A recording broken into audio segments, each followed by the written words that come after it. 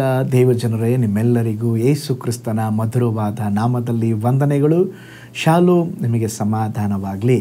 ಈ ದಿನ ದೇವರ ವಾಕ್ಯದ ಜ್ಞಾನಕ್ಕಾಗಿರುವಂಥ ವಿಷಯ, ಬೇಡಿಕೊಳ್ಳಿರಿ ನಿಮಗೆ ದೊರೆಯುವುದು.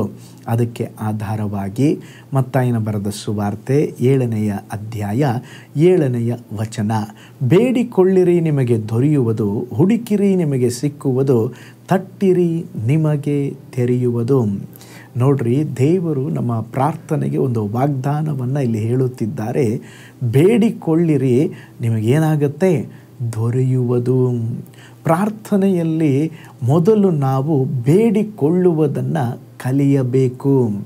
ನಾವು ಕೇಳಿದಾಗ ಮಾತ್ರ ದೇವರು ಕೊಡುತ್ತಾರೆ.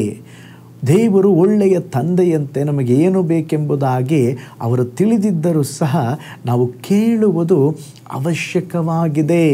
ಕೆಲವೊಮ್ಮೆ ನಮ್ಮ ಪ್ರಾರ್ಥನೆಗೆ ಉತ್ತರ ತಡವಾಗಬಹುದು, ಆದರೆ ನಮ್ಮ ಪ್ರಾರ್ಥನೆಯನ್ನು ದೇವರು ಕೇಳಿ ಅದ್ಭುತ ಮಾಡುವುದು ನಿಶ್ಚಿತವಾಗಿದೆ. ದೇವರು ನಮ್ಮ ಪ್ರಾರ್ಥನೆಗೆ ಸ್ಪಂದಿಸುವವರಾಗಿದ್ದಾರೆ. ನಾವು ಆತನ ಬಳಿ ನಮ್ಮ ಅಗತ್ಯತೆಗಳನ್ನು ಹೇಳಿದಾಗ, ದೇವರ ಬಳಿ ನಾವು ಹೇಳಿಕೊಳ್ಳುವಾಗ ಅದನ್ನು ನಾವು ಪಡೆಯಬಹುದು. ನೋಡ್ರಿ, ಬೇಡಿಕೊಳ್ಳಿರಿ ಎಂಬುದಾಗಿ ಹೇಳುವಾಗ ನಮ್ಮ ಹೃದಯದ ಆಸೆಗಳನ್ನು, ಕಳವಳಗಳನ್ನು ದೇವರ ಮುಂದೆ ಹೇಳಿಕೊಳ್ಳುವಂಥದ್ದು. ದೇವರಿಗೆ ಎಲ್ಲ ಗೊತ್ತಿದೆ ಎಂಬುದು ನಿಜ. ಆದಾಗಿಯೂ ನಮ್ಮ ಅವಶ್ಯಕತೆಗಳನ್ನು ನಾವು ದೇವರಿಗೆ ತಿಳಿಯಪಡಿಸಬೇಕೆಂಬುದಾಗಿ ದೇವರ ವಚನ ನಮಗೆ ತಿಳಿಸುವಂಥದ್ದಾಗಿದೆ. ನಾವು ಬೇಡಿಕೊಳ್ಳುವಾಗ ಮಾತ್ರ ದೇವರು ನಮಗೆ ಸ್ತೋತ್ರ ಅದನ್ನು ಕೊಡ್ತಾರೆ, ಅದನ್ನು ನಾವು ಪಡೆಯಬಹುದು. ನಡೆದ ಒಂದು ಅದ್ಭುತ ಸಾಕ್ಷಿಯನ್ನು ನಿಮ್ಮೊಂದಿಗೆ ಹಂಚಿಕೊಳ್ಳುತ್ತೇನೆ. ಒಂದು ಅನಾಥಾಶ್ರಮವಿತ್ತು. ಆ ಅನಾಥಾಶ್ರಮಕ್ಕೆ ವಿದೇಶದಿಂದ ದೇಣಿಗೆ ಬರ್ತಾ ಇರಲಿಲ್ಲ. ಸ್ತೋತ್ರ ಸಂಪೂರ್ಣವಾಗಿ ನಂಬಿಕೆಯ ಮೇಲೆ ಆಶ್ರಮ ನಡೆಯುತ್ತಾ ಇತ್ತು. ಅಲ್ಲಿನ ಮಕ್ಕಳಿಗೆ ಏನಾದರೂ ಅಗತ್ಯವಿದ್ದರೆ ಅವರು ಮೊದಲು ಯಾರ ಬಳಿ ಕೇಳಬೇಕಂದ್ರೆ ಏಸಪ್ಪನ ಬಳಿಯಲ್ಲಿ ಕೇಳಬೇಕು. ಹಾಗೆಯೇ ಅವ್ರಿಗನ್ನ ಮಕ್ಕಳನ್ನು ಬೆಳೆಸಲಾಯಿತು. ಒಂದು ದಿನ ಆಶ್ರಮದಲ್ಲಿ ಅಡುಗೆ ಮಾಡುವಾಗ ಗ್ಯಾಸ್ ಖಾಲಿ ಆಯ್ತು ರೀ. ಈಗ ಫೋನ್ ಮಾಡಿದರೂ ಕೂಡ ಗ್ಯಾಸ್ ಸಿಗುವ ಸಾಧ್ಯತೆ ಇಲ್ಲ. ರಾತ್ರಿ ಆಗಿತ್ತು. ಮಕ್ಕಳು ಈಗ ಓದಿ ಮತ್ತೆ ತಿರುಗಿ ಊಟ ಮಾಡಲಿಕ್ಕೆ ಬಂದಿದ್ದಾರೆ. ಈಗ ಅಡುಗೆನೇ ಆಗಿಲ್ಲ. ಮಕ್ಕಳು ಚಿಕ್ಕವರಾಗಿದ್ದರು. ಹಸಿವೆ ತಾಳಿಕೊಳ್ಳಲಿಕ್ಕೆ ಸಾಧ್ಯವಾಗಲಿಲ್ಲ. ಕೆಲವರು ಅಳುವುದಕ್ಕೆ ಪ್ರಾರಂಭಿಸಿದರು. ಆದರೆ ಹಾಸ್ಟೆಲನ್ನು ಉಸ್ತುವಾರಿ ನೋಡಿಕೊಳ್ಳುತ್ತಾ ಇದ್ದಂಥ ಒಬ್ಬ ಸಹೋದರಿ ಅವ್ರಿಗೆ ಹೇಳಿದರು, ನಾವೆಲ್ಲರೂ ಮೊಣಕಾಲೂರಿ ಪ್ರಾರ್ಥನೆ ಮಾಡೋಣ. ಎಲಿಯನನ್ನು ಕಾಗೆಯ ಮೂಲಕ ಆಹಾರ ಕಳುಹಿಸಿ ಪೋಷಿಸಿದ ದೇವರು ನಮಗೂ ಸಹ ಇವತ್ತು ಪೋಷಿಸ್ತಾರೆ, ಊಟ ಕೊಡ್ತಾರೆ ಅಂತೇಳಿ ಎಲ್ಲರೂ ಸೇರಿ ಶ್ರದ್ಧೆಯಿಂದ, ಅದರಲ್ಲಿ ವಿಶೇಷವಾಗಿ ಮಕ್ಕಳು ಶ್ರದ್ಧೆಯಿಂದ ಪ್ರೇಯರ್ ಮಾಡಿದರು. ಪ್ರೇಯರ್ ಮಾಡಿ ಆಮೇನ್ ಎಂಬುದಾಗಿ ಮುಗಿಸಿ ಹೊರಗಡೆ ಹೋಗಿ ನೋಡ್ತಾರೆ. ಒಬ್ಬ ವ್ಯಕ್ತಿ ಆಶ್ರಮದ ಬಳಿಗೆ ಬಂದು ಅವನು ಹೇಳುತ್ತಾ ಇದ್ದಾನೆ, ಇವತ್ತು ನಾನು ಮಕ್ಕಳಿಗೆ ಸ್ತೋತ್ರ ಊಟವನ್ನು ತಂದಿದ್ದೇನೆ, ಈ ಊಟವನ್ನು ಮಕ್ಕಳಿಗೆ ಕೊಡ್ರಿ ಎಂಬುದಾಗಿ ಕೊಟ್ಟು ಹೋದ. ಅವನು ಕೊಟ್ಟಂಥ ಊಟದಲ್ಲಿ ಪರೋಟ, ಇಡ್ಲಿ, ಅನೇಕ ಕಾರ್ಯಗಳನ್ನು ತಂದು ಕೊಟ್ಟ. ಮಕ್ಕಳಿಗೆ ಸಂತೋಷವಾಯಿತು. ಅವರೆಲ್ಲರೂ ಊಟ ಮಾಡೋ ಮುಂಚೆ, ಏಸಪ್ಪ, ಈ ಆಹಾರ ನಮಗೆ ನೀವು ಕೊಟ್ಟಿದ್ದೀರಾ, ಅದಕ್ಕಾಗಿ ನಮಗೆ ಸ್ತೋತ್ರ ಎಂಬುದಾಗಿ ಊಟ ಮಾಡಲು ಆರಂಭಿಸಿದರು. ನೋಡ್ರಿ ಪ್ರೀತಿಯ ದೇವಜನರೇ, ನಮ್ಮ ಅವಶ್ಯಕತೆಗಳು ದೇವರಿಗೆ ಗೊತ್ತಿದ್ದರು, ನಮ್ಮ ಕೊರತೆಗಳು ದೇವರಿಗೆ ಗೊತ್ತಿದ್ದರು. ನಾವು ಬೇಡಿಕೊಳ್ಳಬೇಕೆಂಬುದಾಗಿ ದೇವರು ಬಯಸ್ತಾರೆ. ನಾವು ಬೇಡಿಕೊಳ್ಳುವಾಗ ನಿಶ್ಚಯವಾಗಿ ಕರ್ತನು ನಮ್ಮ ಪ್ರಾರ್ಥನೆಯನ್ನು ಕೇಳಿ ಅದ್ಭುತ ಮಾಡ್ತಾರೆ. ಅದಕ್ಕೆ ಒಂದು ಗಾದೆ ಮಾತಿದೆ, ಅಳುವಂಥ ಮಗುವಿಗೆ ಹಾಲು ದೊರಕುವುದೆಂಬುದಾಗಿ.